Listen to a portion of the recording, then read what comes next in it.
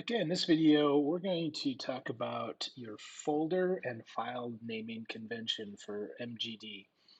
And this is actually a good habit to get into really early. If you've never established a file and folder naming convention for yourself, I would recommend you follow what we got here to keep all your files organized. You can imagine once you start getting into the profession of graphic design, web design, what have you, you're going to be dealing with a lot of files.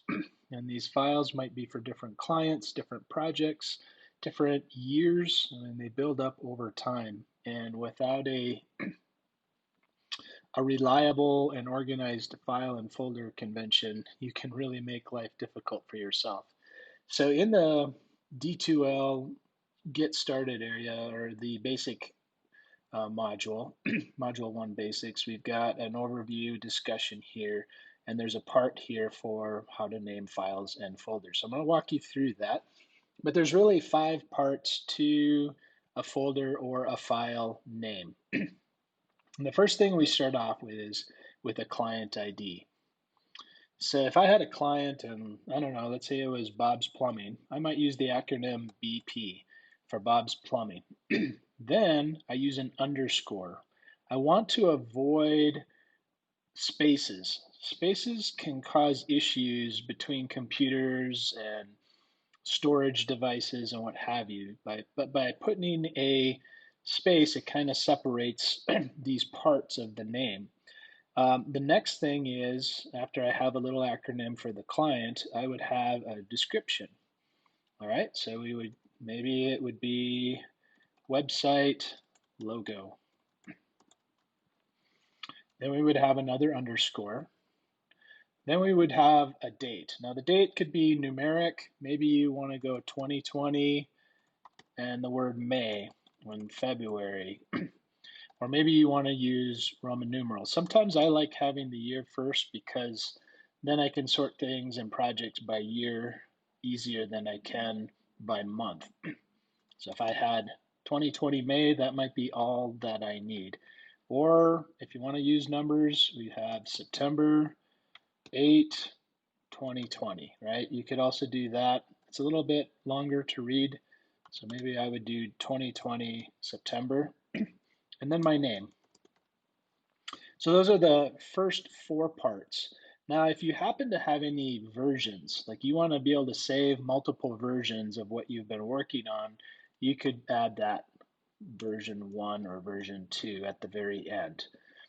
This you wouldn't have to add this unless you actually have versions.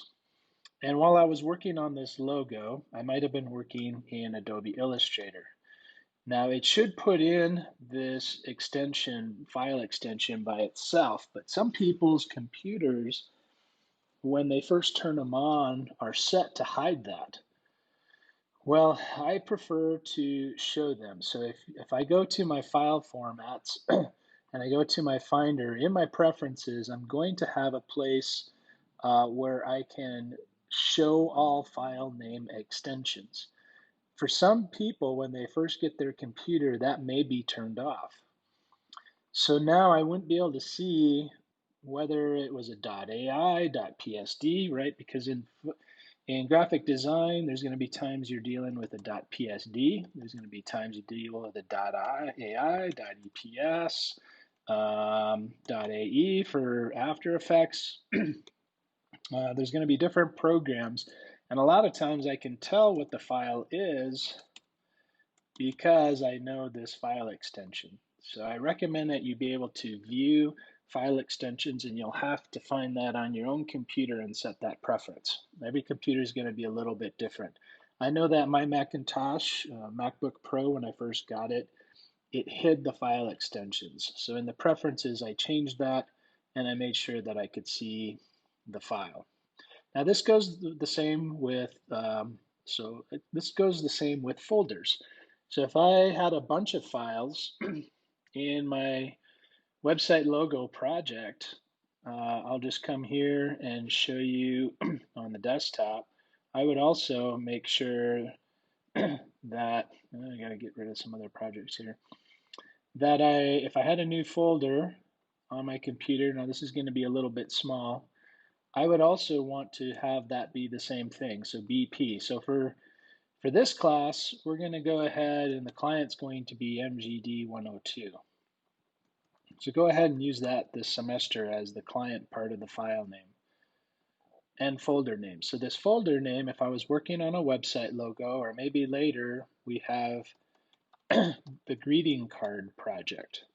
All right, so I would take this folder and I would name it MGD 102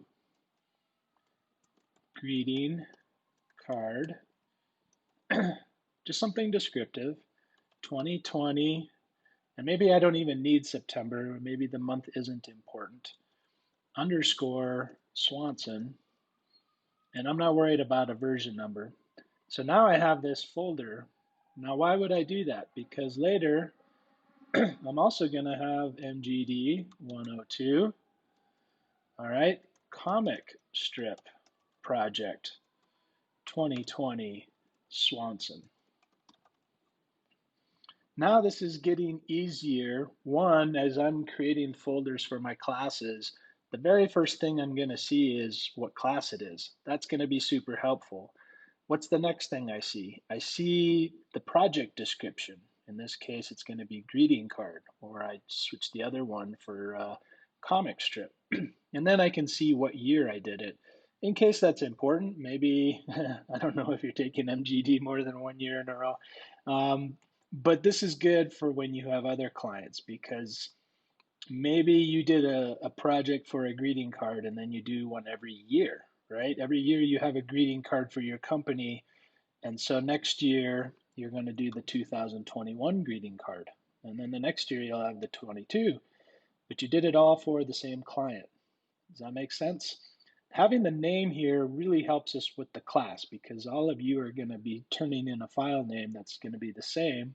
How am I going to differentiate one student from another? What if there are multiple designers within the agency?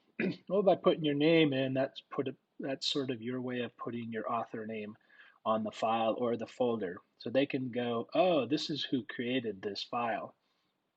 All right, and so if the last thing was a .jpg, all right, so here I'll go ahead and I'll actually save this file. I'm going to copy and paste this. So this is a text file, and I'm going to save this, and I can choose where I'm going to save this. And I'm going to put it in my greeting card, and I'm going to make sure it has the same name as my greeting card. So MGT, the same thing. So the folder name and the file name have the same thing. And I go ahead and put it in there. So now when I come up to my greeting card project, there it is. There's the folder with the name. If you can see that, hopefully in the video, you might have to squint your eyes to see that. Here's the folder name, and here is the file with the extension having the same name. Okay, so there you go. It's a nifty little folder and file naming convention. We'd like you to use that this semester for this class to help you get in the habit of keeping your folders and files well managed. And as you submit your projects, you'll be naming your files, and this is what you will be uploading. If this was a JPEG or whatever the final product is that you need to submit, it could be a JPEG, it could be a PDF. This is the file you'll be submitting to the online classroom, and if you remember, you'll be submitting it both to assignments and to the discussion area.